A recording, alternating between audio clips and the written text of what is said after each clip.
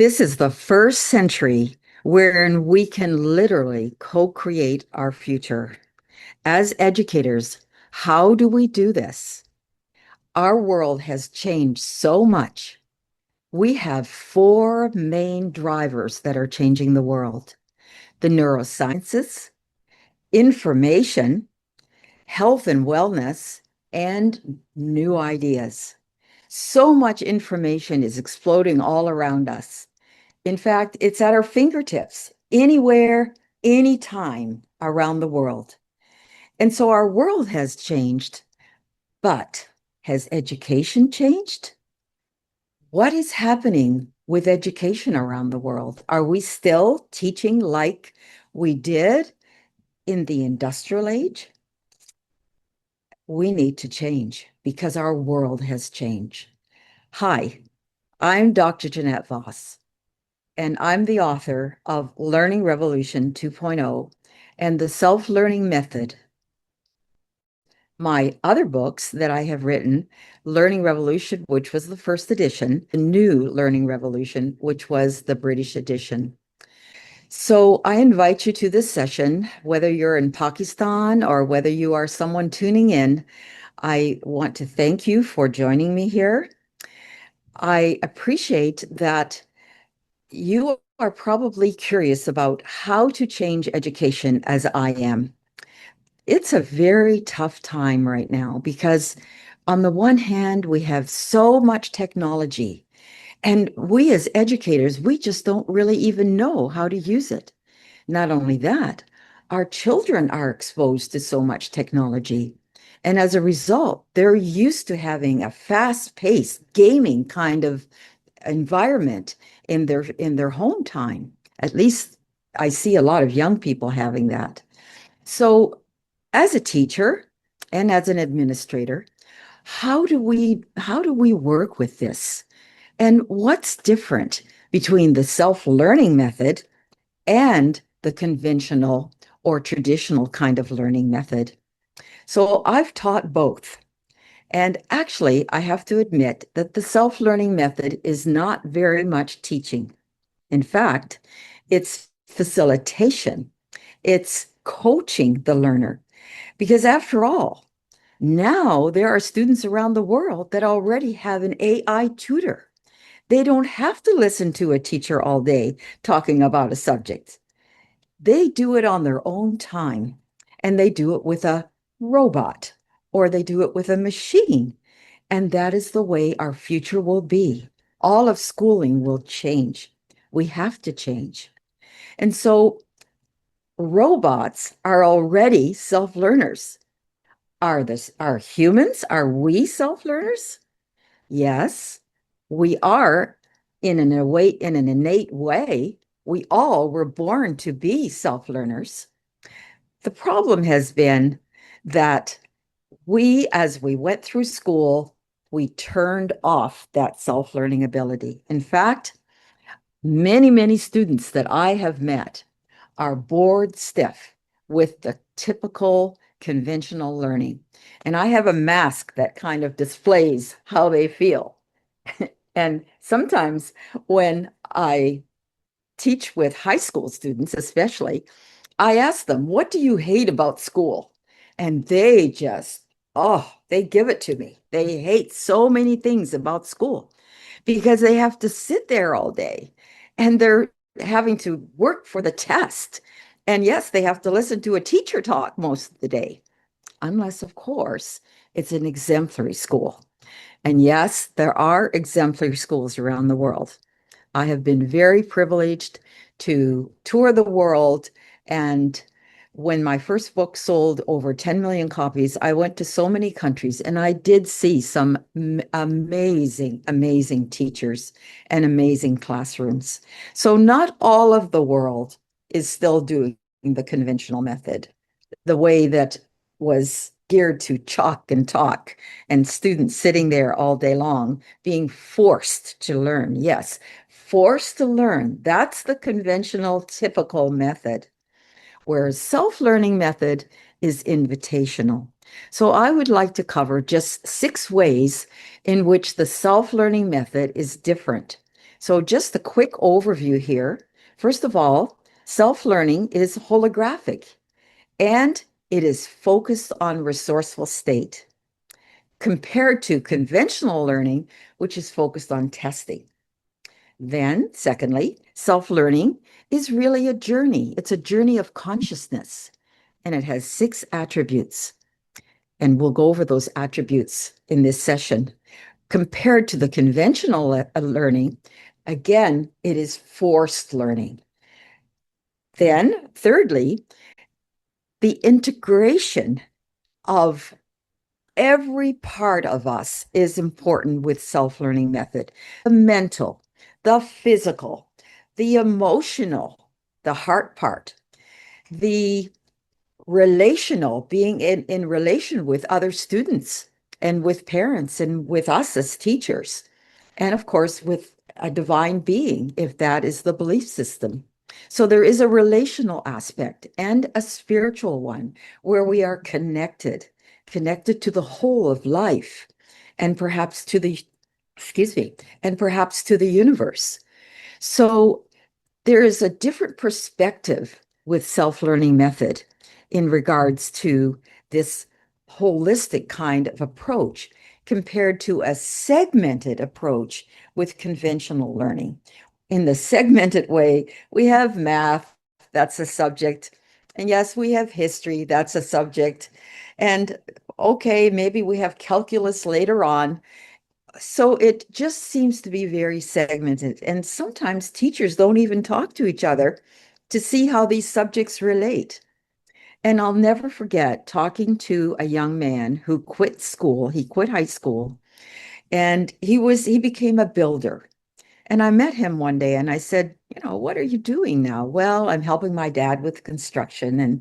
And I asked him, I said, so how does this compare to school? He said, schooling didn't apply to my life. This does.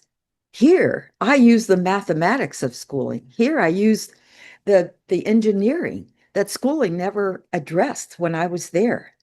Here, I look at the architecture of the buildings, and there's a bit of history. So I now integrate a little bit more of what I got in school, but school was missing out on the integration.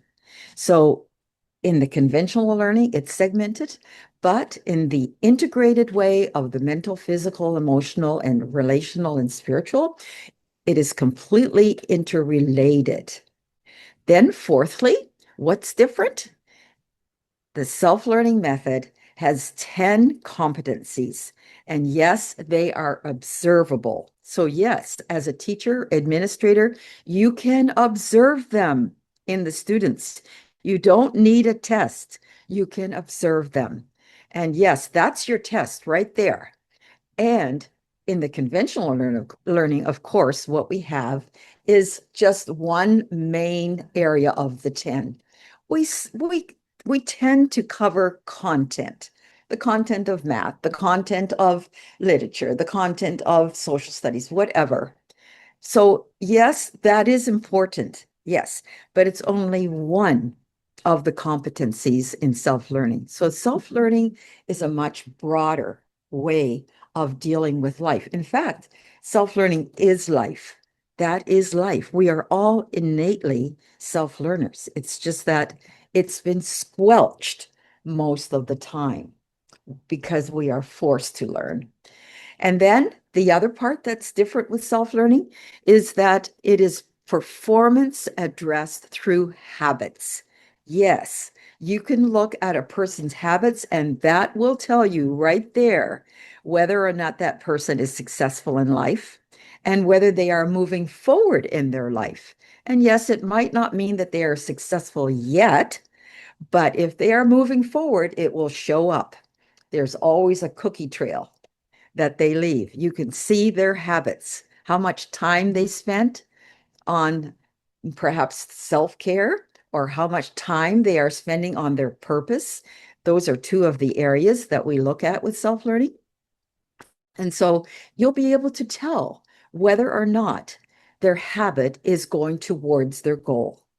Whereas in the conventional learning, of course, Performance is measured through testing and examination. Not that testing is wrong. That's fine. We can have some testing in that traditional way, but you can do a much greater assessment of a person's life when you allow them to do self-motivation with self-assessment and peer assessment, and then teacher assessment. I did this in all my university and high school classes. And so even in elementary school, in the young with the young children, I asked them to do self-assessment because that's where you create meaning in your life. And that's what self-learning is. It's creating meaning. And finally, the sixth one is really about the tools. When we are self-learners, we need tools. And yes, you as a teacher, that's where you come in as a coach and a facilitator, making sure that you uphold that environment for learning and you bring in the tools that the learner needs. And yes, you can do that in so many ways. For example, I mentioned the self-evaluation, but of course you can use tools like music, you can use healthy eating and story. So my telling you a little story about the young man that changed his life when he went into construction, that's important because it's real life. So that's the difference between self-learning method and conventional method. And basically, it's 21st century method compared to, yes, the industrial age method. So we do need to address a whole different kind of education. Yes, we are probably the least changed in our world today. Businesses are changing, industry is changing. I saw a picture of China using completely automated machinery to build a great big dam. Nobody was at the wheel. It was completely self-automated. So you see, that means we're losing jobs on the one hand, but on the other hand, we have a whole different way to approach life now. We need to bring in the brain research. We need to bring in the information research, which is mostly digital. We need to bring in the health and wellness that we are struggling with and we are challenging around the world, especially with that COVID. And yes, there are other ways besides vaccinations that we can deal with the COVID and other diseases. There are ways. And so that is, of course, one reason why I included that in my book as well. So most of all, it means that we need new ideas to do school. Schooling has to change. We have no choice. That's it. So let's go a little deeper now. Let's take a look at the holographic learning model. Yes, self-learning is holographic. And there are 6 stages here, as you can see. So we have, first of all, the resourceful state. Of all the stages, that is probably the most important. Why?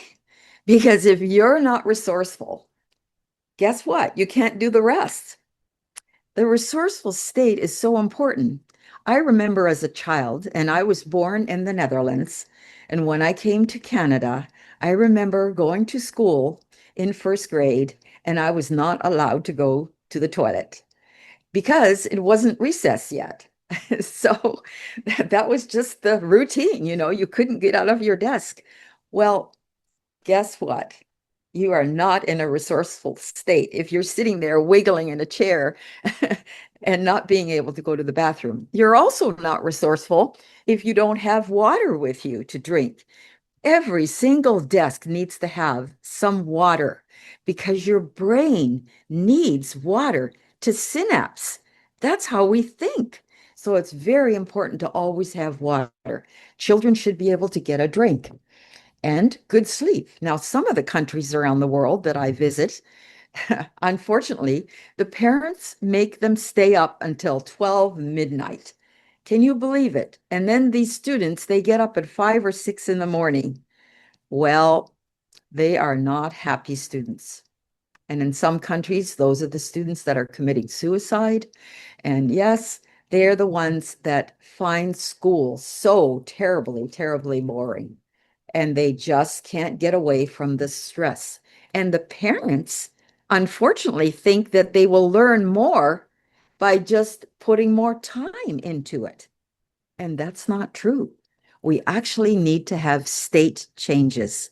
And state changes means you have to get up and you have to move.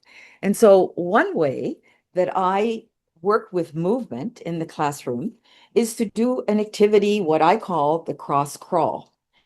And in this cross crawl, you are actually crossing the midline of your body. This is the midline, and your right hemisphere controls the left side of your body, and your left side controls the right part of your body.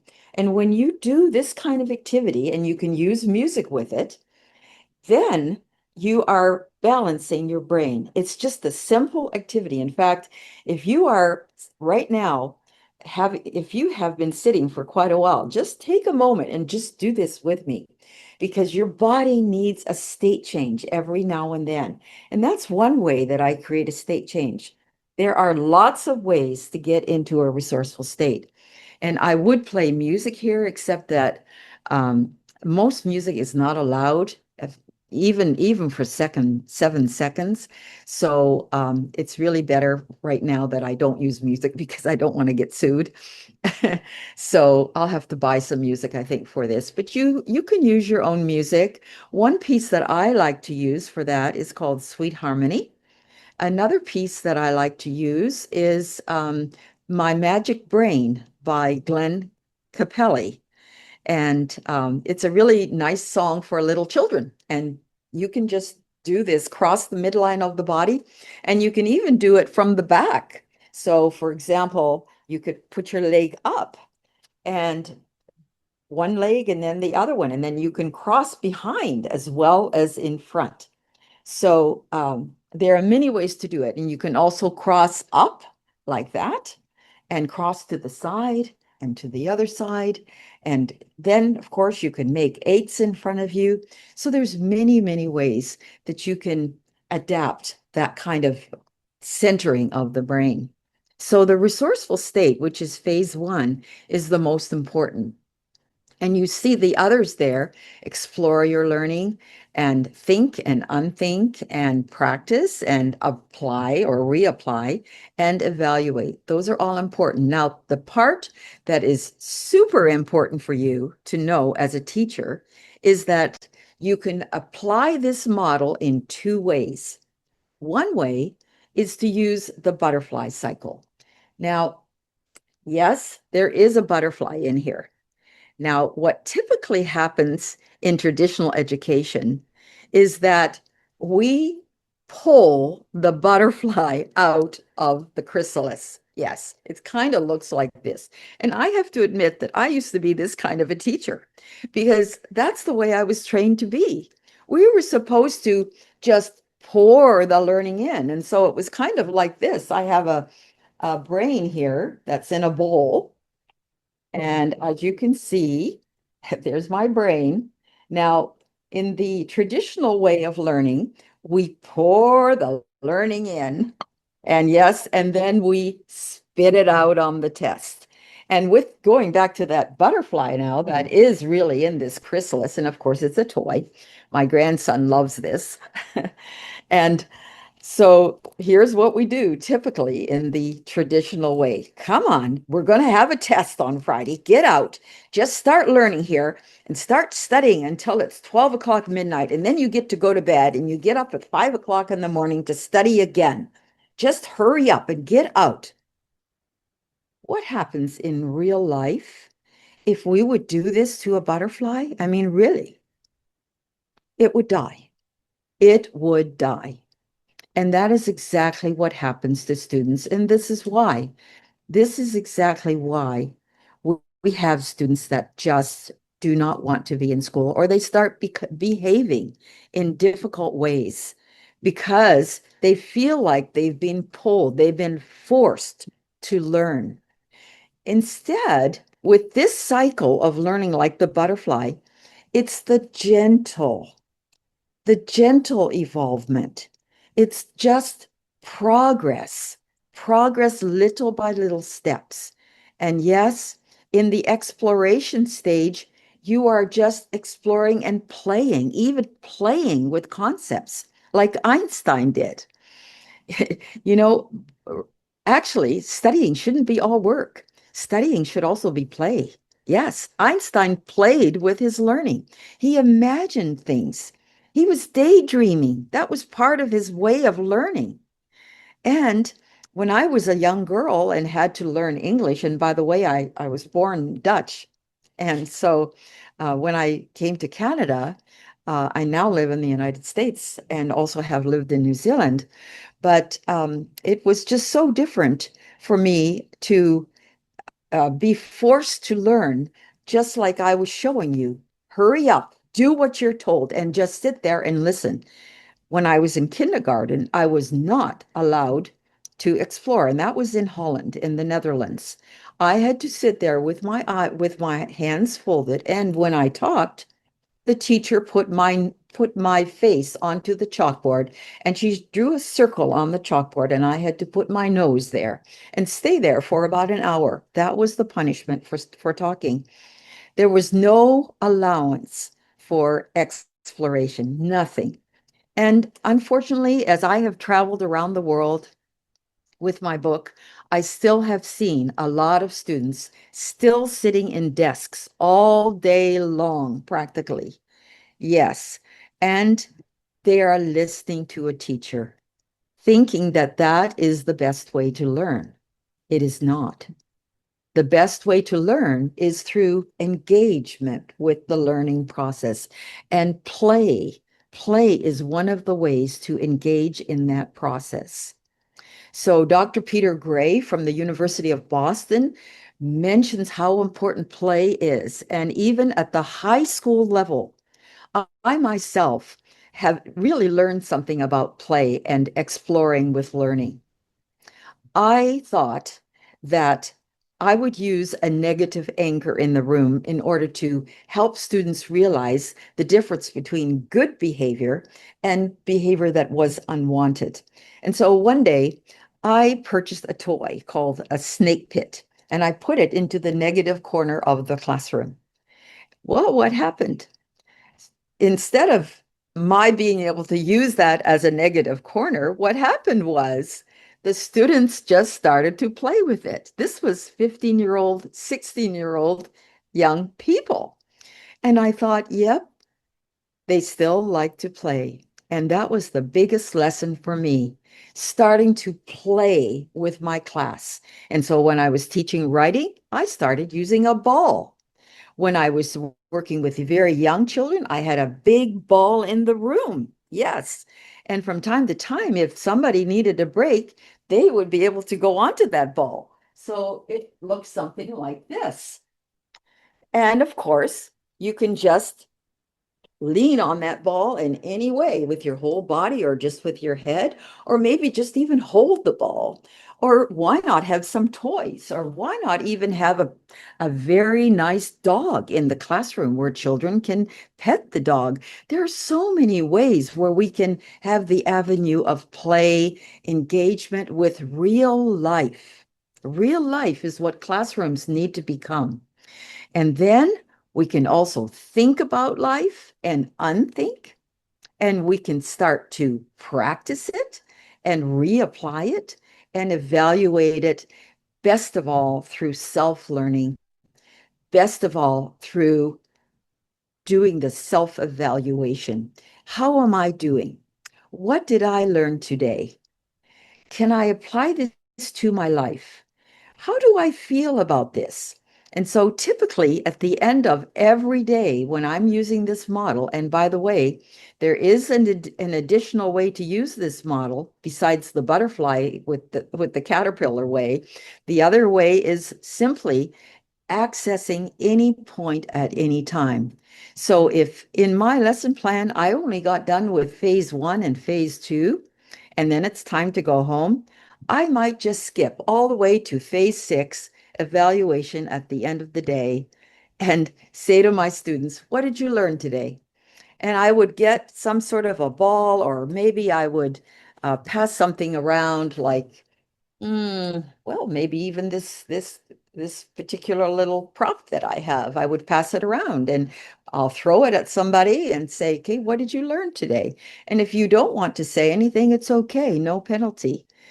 Just whatever comes to mind, pass it to somebody else if you can't think of something. You see, you want to take the stress off because stress is the worst part of traditional schooling. Stress. I know because I did it as a teacher and I experienced it as a student. And so I thought it was normal to induce stress on my students until I learned the brain research. The brain research is all about challenge and at the same time relaxation. So we have a parasympathetic nervous system that determines how we work with stress. And I have a flower here that represents that parasympathetic nervous system. And this is a system of rest and digest. This is where we want our students to go. We want them to rest and digest and then move to challenge when they're ready. So sometimes, yes, we really want them to get their brains worked up, and this represents the challenge that they can then go to once they go to rest, digest. And remember, the ocean is not always at high tide. We shouldn't be staying at rest and digest all the time. Sometimes we need to have high tide and really get into challenge. But unfortunately, sometimes we do move to stress. And I do have a little representation here on the back of this flower because that is the sympathetic nervous system. That is for stress. And yes, this is the character that I use for stress. We all do get it from time to time. It's the prolonged stress that is dangerous because once you're in prolonged stress, you can't think anymore. You actually go into like a reptile kind of mode. And so the reptile mode is is more like a snake or a crocodile. You see them lash out or you see them retreat and they don't think. They're really not thinking. So we want to get our students away from stress with this model. It's about challenge and relaxation, challenge and relaxation, just like the ocean, high tide and low tide. So the next way of self-learning method is using the consciousness self-learning journey. And yes, this is a consciousness journey. We all are growing in our consciousness. We all are at different levels. And so when we are born, we experience that innate self-learning because that's the way we are created. In a cellular way, the cells are restructuring and organizing themselves. And even by 3 weeks, there's already at the beginning of a brain and a heart. Yes, and of course, the two are connected. When I mentioned to you that we have a parasympathetic nervous system, that nervous system actually connects our brain, especially the last part of our brain, the skull part of our brain, to the heart and to the stomach. And so learning happens with all three modalities. Our stomachs even have an intelligence. The heart has an intelligence. And yes, the brain has multiple intelligences. And our whole being has multiple intelligences. It's not about IQ being the verbal and the mathematics. We have multiple intelligences. And that comes from Harvard University, Dr. Howard Gardner. So this is the consciousness journey, and you can see that it ends with oneness. And yeah, that's, for many of us, that also is for the interconnection with the divine. And not all of us get into the self-leading or the deeper self-learning. I talk to students around the world, and sometimes they say to me, I'm not a self-learner. I say to them, of course you are. They said, no, I'm really not. And then I say, well, why do you think so? And they say, well, because everything I do is I do because I'm asked to do it and I just have to obey. Exactly. It's forced learning. Yeah. Unfortunately, it's forced learning. The self-learning components, the attributes of self-learning are creativity, curiosity, self-motivation, self-direction, self-care. Yeah, really taking care of yourself, making sure you eat right, and having a purpose in your life. If you are missing any one of those, that's when we have mental health problems. Yes, because we don't have a purpose. We don't have meaning in our life. We're not doing self-care. Maybe we're not sleeping enough. Maybe we're eating the wrong foods. We really need to create health in our schools. It's so important to connect health to every single subject area. What are you eating? If you're not feeling good, what are you eating? And let's teach students what is in junk food because it is not the best for our bodies. And not only junk food, but any food that doesn't have fiber. The truth is, it stays stuck in you. And where does fiber come from? Plants.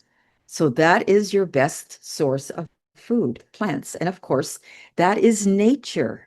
So this is really all the way we are meant to be. We are meant to be creative. We are meant to be curious. And yes, Einstein was curious. We are meant to be self-motivated. We are meant to be self-directed. If you watch a baby trying to learn to crawl, you will notice that the baby really wants to move. And if you really look at your students in the classroom, they do want to move.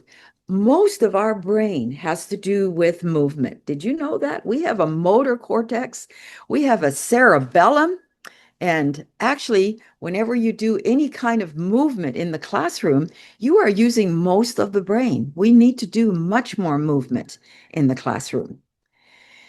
So another way to work with self-learning is through the competencies. And as I mentioned earlier, the competencies in self-learning method, there are 10 of them. Whereas in traditional education, we typically tend to stress the content, the critical knowledge, just one piece of it. And all the rest is ignored. We just think that the students get it at home.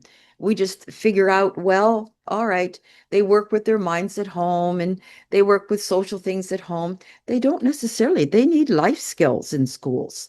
They need leadership skills. And so I was visiting a school in San Diego where I live right now, not so long ago. And here I was in a first grade classroom, and they were taking turns being leaders, taking turns being self leaders. Because what does a self leader mean? It means to walk the talk. You have to do as you say that you want others to do. So all of those competencies are important in the self-learning method. And of course, they're in my new book that I am publishing now. And you will find that these self-learning competencies also have habits to go with them. So, for example, with the life skills, what I find is so important that most parents and teachers and students are missing is diet. The diets are atrocious. When they have holiday or celebration time, all that sugar comes into the classroom. The hot dogs come into the classroom and the hamburgers. What would happen if students were allowed to have, for example, a portobello burger instead of a hamburger? And what, for example, if students were allowed to make in the classroom, some delicious chocolate balls made with dates and maybe some peanut butter or almond butter and maybe a little bit of cocoa and maybe some cocoa chips. What would that do if the students would be allowed to make those as part of their curriculum and then learn to share and learn to measure and learn to read the ingredients and compare it to other kinds of products that are in the marketplace and notice the ingredients in their making compared to what is in the marketplace. Now that's education, really learning to learn and integrating the learning and bringing the competencies into real life. So there shouldn't be any difference between schooling and real life. It should come together. Now, this integration part, there's a star that I would like to introduce you to, and that's the star that signifies that we are five-dimensional. We are mental, we are physical, we are emotional, we are spiritual, and of course, we are relational. So, what's very interesting about this is that this integration really molds your mind. This is what produces the mind. The mind is not the brain. A lot of people think that the mind and the brain are the same. They're not. They're not. The mind is really mind, body, spirit. It's the spiritual, it's the emotional, it's the physical, it's the relational, it's the mental. And so just one little piece of research here, Candace Pert, Dr. Candace Pert, she found that we have molecules of emotions. Yes, our body is full of emotion, not just our brain. Yes, we do have a center of emotion in the brain, but our body is emotional too. And so there's a whole batch of activities that you can do with that. Just even the getting up once in a while again, just getting up and doing some little stretches and putting on some music and getting the body engaged so that you integrate the mental and the physical. So the integration of all your dimensions is so important that when I'm teaching students around the world, I invite them to go take a walk, for example, so that they can integrate what they're learning in the classroom and then they can talk about it while they're walking. So there are so many ways that you can implement the dimensions in your classroom and also the competencies. You can bring in tools, you can bring in behaviors that will change. You can bring in habits that change. And these habits will make a foundation for a higher consciousness, an ability for students to go into deeper self-learning, not just innate self-learning, but deeper. And yes, and then they become self-leaders as well. So thank you for being with me here tonight. And I would like to close this with a quote from somebody that you might recognize. And it goes like this: School failed me, and I failed school. It bored me. The teacher behaved like sergeants. I wanted to learn what I wanted to know, but they wanted me to learn for the exam. Who do you think said that? I'll tell you. It was Albert Einstein. So he was a self-learner. And Albert Einstein loved music. And Albert Einstein didn't do that well in school, but he pursued his own goals. He created meaning. He co-created his future. And other people who are very deeper self-learners would be people like Steve Jobs and Nelson Mandela. These are people that were willing to be different and to be themselves, to not necessarily do what everybody else was doing as normal. They were no longer traditionalists. They stepped out and they were willing to risk. So I invite you to become a deeper self-learner. And if you are interested in joining the Learning Revolution fan club, actually it's Learning Revolution 2.0, our website will be ready soon, and I would love to connect with you. Thank you so much for your presence here this evening. Bye for now.